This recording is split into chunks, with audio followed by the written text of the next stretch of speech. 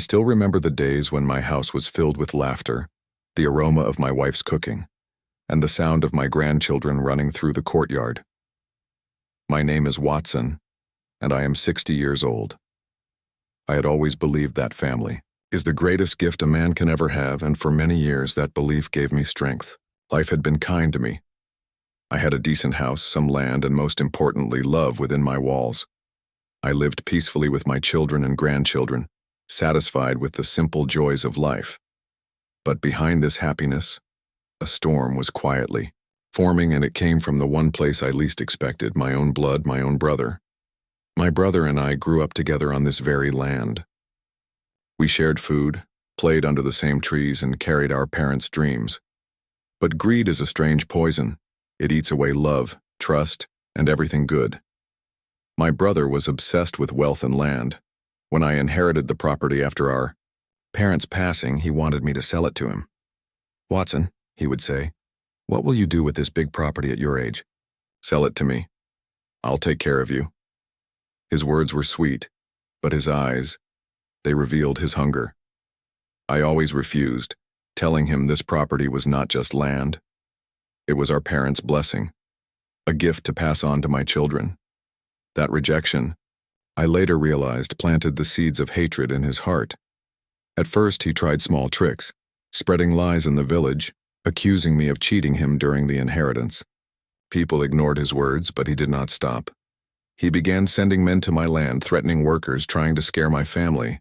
I took him to court, and thankfully the law was on my side. The judge ordered him not to step near my property. For a while I felt safe. But a man full of greed never stops. He simply waits for his next chance. That chance came one dark night. My son, David, was returning home late after work. It was raining, the streets were empty, and only a few lamps flickered in the distance. Suddenly, a group of masked men surrounded him. They beat him mercilessly, robbed him of his money, and left him bleeding by the roadside. When I received the call, I rushed to the hospital. Seeing my son's swollen face, his broken arm, the fear in his eyes, something inside me shattered. I knew immediately it was my brother's doing. He wanted to scare us into leaving, to force me to give up the property by hurting what I loved most, my children. That night, sitting beside my son's hospital bed, I made a decision. This property, which I had protected with all my strength, was no longer worth the blood of my family. I decided to let it go, to walk away, and to give my brother the empty victory he so desperately craved. But what I didn't know was that fate has its own way of writing justice. Revenge does not always come from our hands. Sometimes it is delivered by life itself. Today, after years have passed, I see my brother, wandering the streets, his clothes torn, his stomach empty, begging for food. The land he fought for, the property he betrayed me for, slipped away from his hands like sand. His wife left him, his children abandoned him, and all he has left is regret. That is the revenge of nature, the justice that comes slowly but surely. When I walked out of that house for the last time, the one I had protected for decades, I felt as though I had left a piece of my soul behind.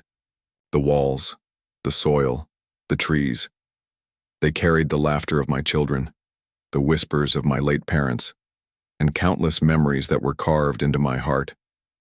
But now, I was carrying only a small suitcase in my hand, while my wife and son trailed behind me, silent, broken, but determined to follow wherever I went. We rented a small place in the nearby town. It was nothing compared to the home I had left, but at least it was safe. I kept telling myself, what is a house worth if it cannot protect your family? Yet at night, lying awake, I felt the weight of failure pressing on my chest. My son, David, still bore scars from that attack, and every time I saw him wince while lifting his arm, I felt guilty. I should have protected him better. A father's job is to shield his children, and I had failed. But my wife, bless her gentle heart, would remind me, Watson, you did not fail. You chose your son's life over stones and walls. That is the greatest victory. Her words kept me from drowning in regret. Meanwhile, my brother, He thought he had won. He moved into my house with pride, walking through the village as though he had conquered an empire. He held feasts, invited people, and spoke about how he had finally claimed what was rightfully his. But those who came to eat his food left whispering about his arrogance. I knew it wouldn't last. Greed never sustains itself. It eats from the inside. In town, I had to start again from nothing. At 60 years old, many men would give up, but I refused. I had lived an honest life, and I believed honesty never goes unrewarded. With the little savings we had, I opened a small shop selling groceries.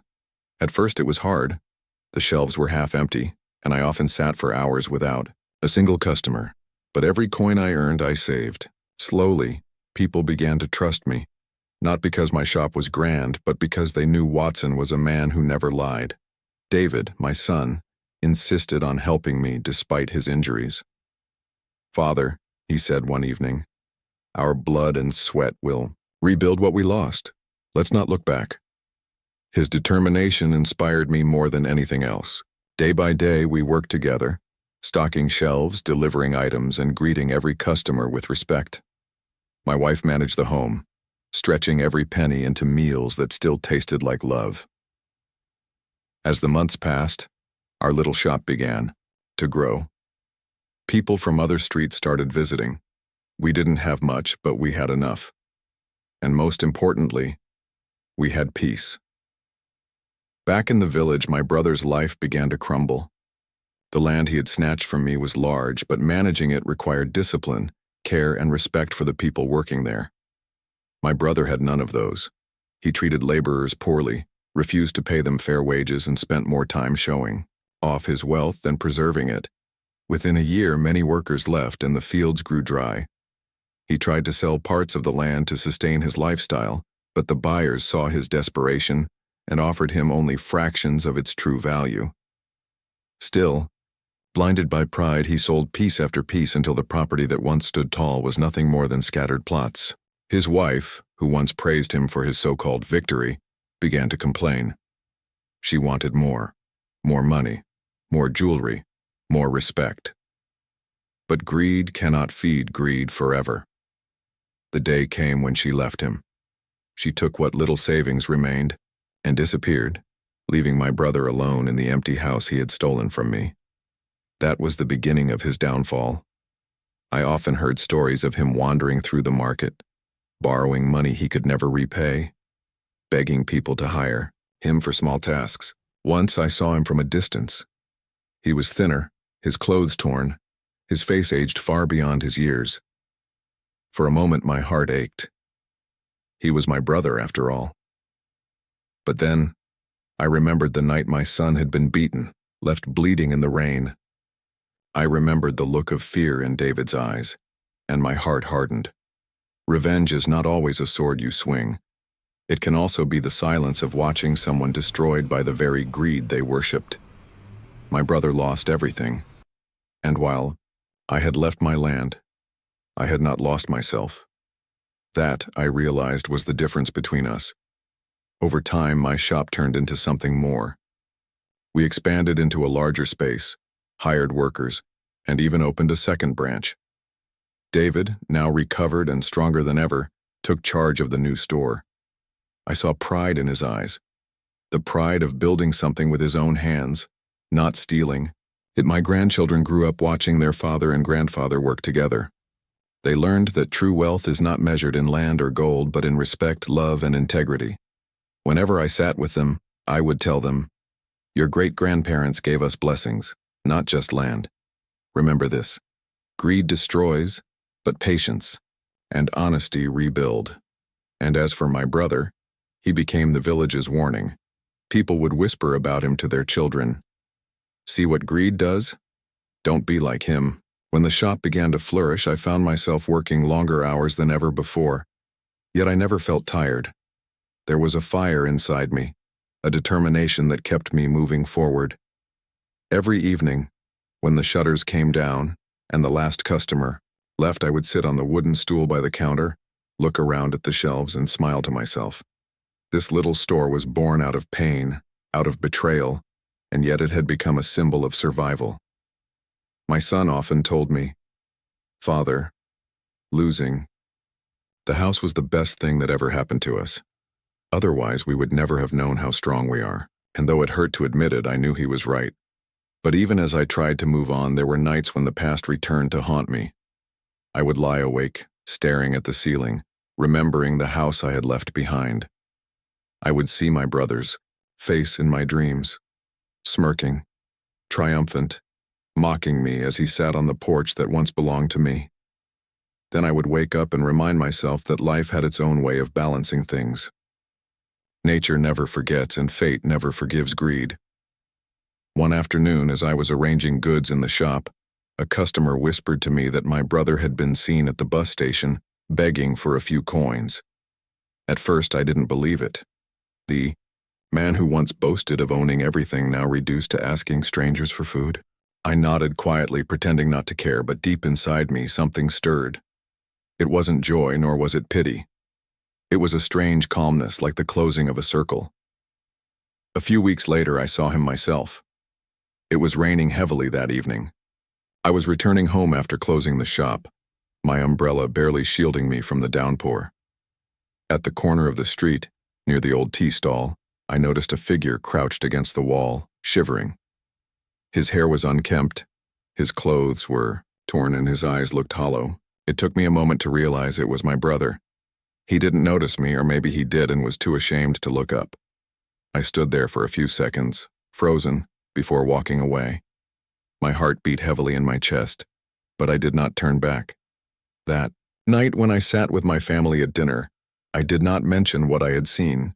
Instead, I watched my son laugh with his children, watched my wife serve food with the same love she had always given, and I felt gratitude. What my brother had lost was not just land or money. It was family, dignity, and peace. Those things, once gone, can never return. As months passed, news of him continued to reach me.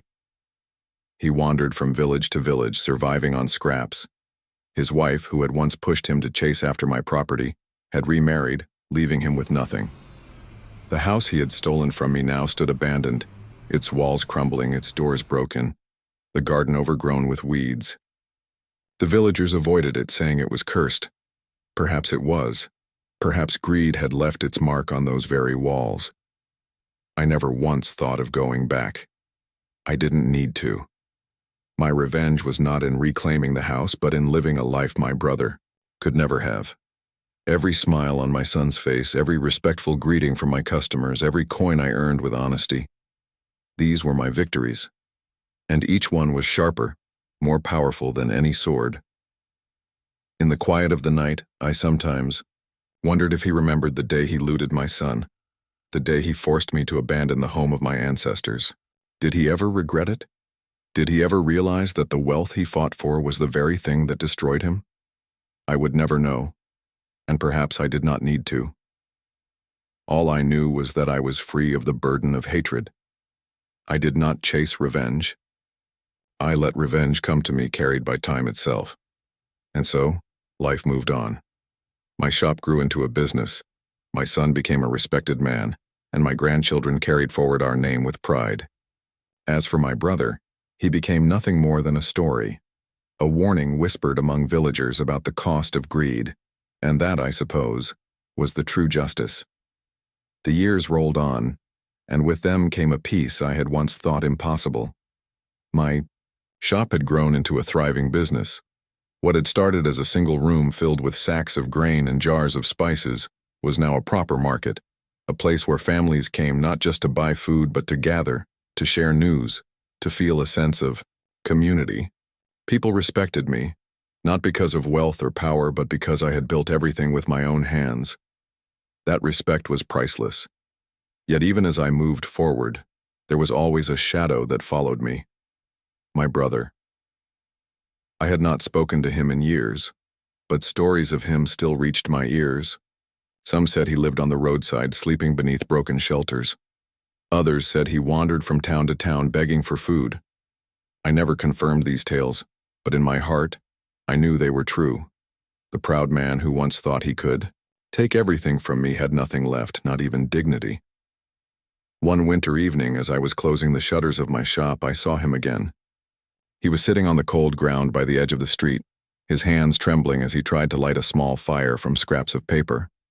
His beard was long and unkempt, his clothes torn, his eyes dull with defeat.